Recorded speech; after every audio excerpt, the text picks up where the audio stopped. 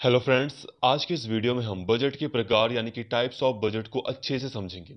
Friends, last video में हमने budget को अच्छे से समझ लिया था कि बजट संसद में किस तरह से पास किया जाता है, किस तरह से पारित किया जाता है। अगर आपने उस वीडियो को नहीं देखा तो प्लीज़ उसको भी ज़रूर देख लें। आज की इस वीडियो में हम बात करेंगे टाइप्स ऑफ बजट की। तो दोस्तों, बजट के कई प्रकार होते हैं, जिसमें से सबसे पहला जो प्रकार है वो है आम बजट। आम बजट को इंग्लिश में कॉमन बजट भी कहते हैं। आम बजट बहुत ही आसान होता है। इसमें सरकार की समस्त आय और व्यय का लेखा जोखा होता है। मतलब सरकार की पूरे साल में कितनी इनकम होगी, कितना सरकार खर्च करेगी, ये जिस बजट में लिखा जाता है उसे हम आम बजट कहते हैं कि सरकार की ये इनकम होगी और यहाँ यहाँ पर सरकार खर्च करेगी, बस इतना। इसे हम कहते हैं आम बजट। आम बजट एक पारंपरिक बजट है। मतलब ये लंबे समय से, बहुत पुराने ही समय से इसी का मतलब यूज़ किया जाता है। पुराने समय में जो भी बजट आता था वो आम तौर पर आम बजट ही होता था। अब आम बजट ज़्यादा सफल नहीं हो पाया, इस कारण से निष्पादन बजट सामने आया, परफॉर्मेंस बजट सामने आया। इसकी शुरुआत सबसे पहले 1949 में यूएसए में हुई थी। किसी कार्य के परिणामों को आधार मानकर जब बजट बनाया जाए तो उसको निष्पादन बजट या परफॉर्मेंस बजट कहते हैं। मतलब दोस्तों, इसमें मेन फोकस रिजल्ट पर होता है कि रिजल्ट क्या आएगा। मतलब जब बजट इस तरह से तैयार किया जाए रिजल्ट पर फोकस करके, तो उसको हम कहते हैं निष्पादन बजट। इसे एक एग्जांपल से समझिए। जैसे कि सरकार फ्लाईओवर्स वगैरह बनाना चाहती है, नेशनल हाईवेज वगैरह बनाना चाहती है।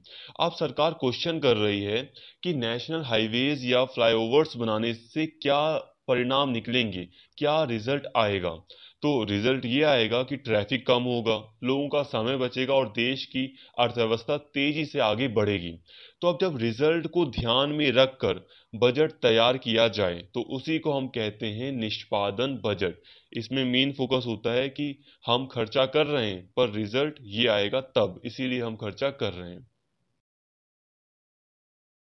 अब निष्पादन बजट या परफॉर्मेंस बजट भी पूरी तरह सही से कार्यान्वित नहीं हो पाया, अपनी मतलब उपलब्धियों को हासिल नहीं कर पाया, जिस कारण से एक नया बजट सामने आया जिसे शून्य आधारित बजट या जीरो बेस बजटिंग भी कहते हैं।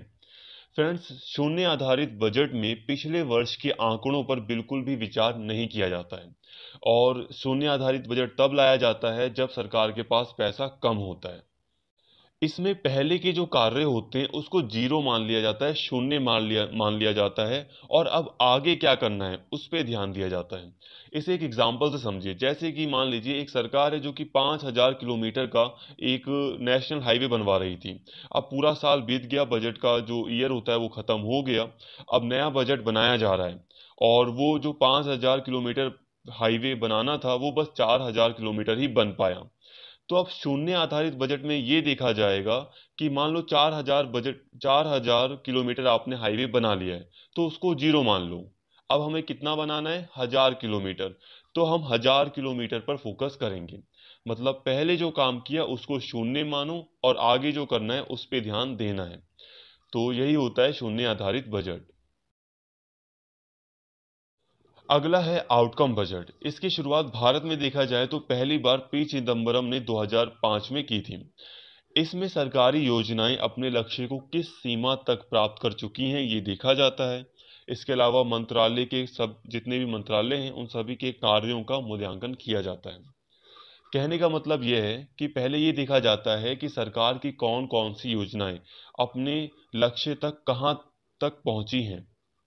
जैसे कि पिछले वर्ष सरकार ने फ्लाईओवर्स बनाने के लिए इतना सारा पैसा इन्वेस्ट किया था, तो क्या फ्लाईओवर्स या हाईवेज बन गए हैं, बनकर तैयार हो गए हैं, ये देखा जाएगा।